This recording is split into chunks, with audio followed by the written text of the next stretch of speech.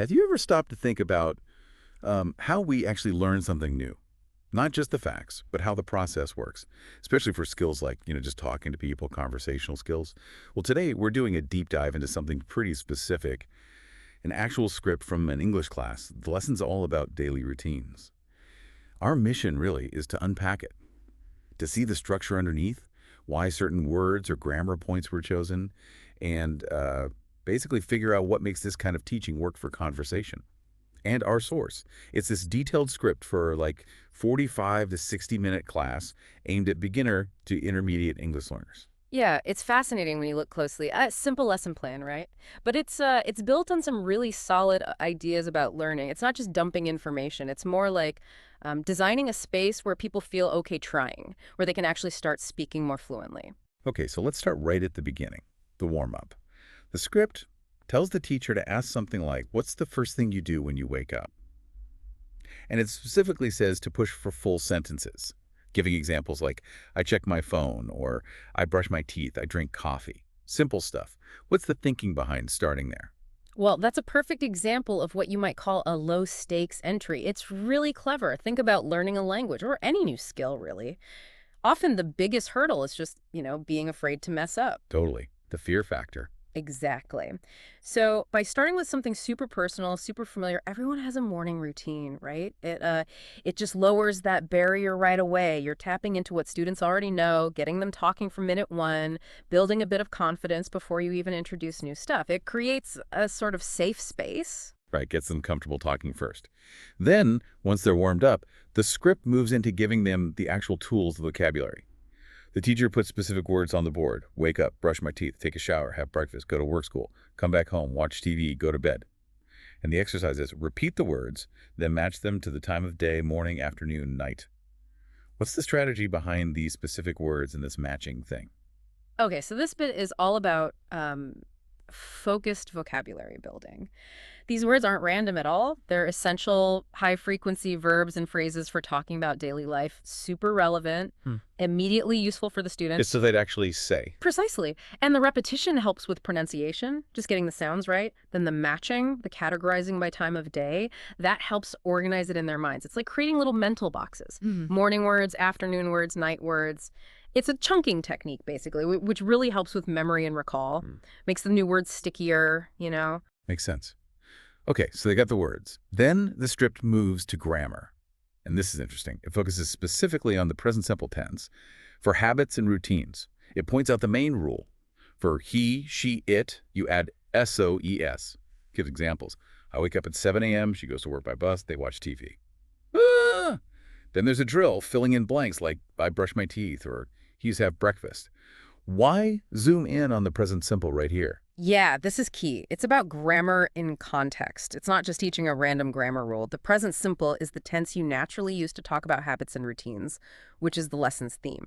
So it connects directly back to the vocabulary they just learned and the warm-up question. Ah, okay, so it's functional immediately. Exactly. It's not abstract. The Ah, examples, the drills, they show you how to use this grammar to talk about your own daily life right now. It takes the rule and makes it practical, applicable. got it. Vocabulary, grammar. Yeah. And then comes the putting it all together part.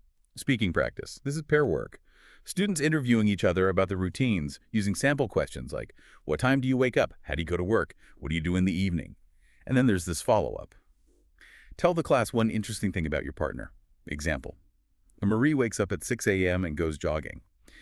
How does this part work to actually build conversation skills? This is where the active learning really kicked in. It's moving beyond just like knowing the words and rules to actually using them. The pair work gives you a chance to practice in a pretty low pressure situation, just talking to one other person. You're retrieving the vocab, using the grammar. And a real back and forth. Right. It's bridging that gap between controlled exercises and more spontaneous chat. And that little bit about sharing something interesting, that's quite clever too. It means you have to really listen to your partner, not just wait for your turn to talk. And then you practice summarizing, reporting back concisely. Plus, it makes it more, well, human and engaging. Shared discovery. Yeah, I like that. Okay, so near the end of the class, the last 5 minutes or so are for wrapping up. There's homework. Write 10 sentences about your daily routine, a little preview of the next class, weekend activities. And a final question. Who can tell me one new word they learned today? Why are these ending bits important? These are all about consolidation and looking ahead, making the learning stick and keeping the momentum going. The homework forces you to use the new language independently, which really helps cement it. Spaced repetition, The basically. practicing it again later. Exactly. And the preview, it keeps you curious, connects this lesson to the next one, shows there's a path. And that final question, tell me one new word, that's immediate recall practice. It gives students a quick win, a sense of accomplishment, and helps them register what they've actually learned in that session. Simple, but effective. The script also had these additional tips for the teacher, which I thought were quite revealing about the overall philosophy. Oh, yeah, those tips are gold. They tell you a lot about creating the right kind of learning environment, like encourage mistakes All right. gently. That's huge. It's about psychological safety, right? Making it okay to not be perfect. Absolutely. Language learning involves making tons of mistakes. If you create a space where that's okay, where correction is helpful, not judgmental, people take more risks, they try more. Then there's use gesture mimes. That's about multimodal learning. Not everyone learns best just by hearing or reading. Visuals, actions, they help understanding, especially for beginners. Caters to different learning styles. For sure. And the last one, keep it fun. Add a quick game, like Simon says, with routine actions. That just highlights engagement. If learning feels like play, if it's enjoyable, your motivation stays high, and honestly, you just remember things better. Fun is actually serious pedagogy. So when we unpack this whole script, this deep dive, it looks simple on the surface, just an English lesson about routines.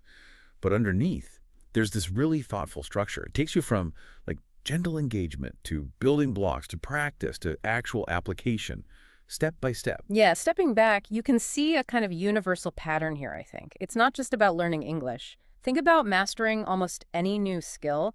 You often need that gentle start, that familiarization. Then you need the basic components, the fundamentals. Like the vocabulary and grammar here. Right, and structured practice where you apply those fundamentals in context. And finally, you need to actually use it, apply it in a more real-world way. You could probably adapt this kind of flow warm-up, build, practice, apply to learning, well, almost anything. A new software, a musical instrument, maybe even a complex concept at work. That's a really interesting point. So maybe the takeaway for you listening isn't just about how English is taught. It's about looking at any well-designed learning experience like this class and asking, what can this teach me about my own learning process? Could you take something you want to get better at, some skill, or even just understanding a topic better and structure your own little class for yourself? Break it down like this lesson does. Something to think about.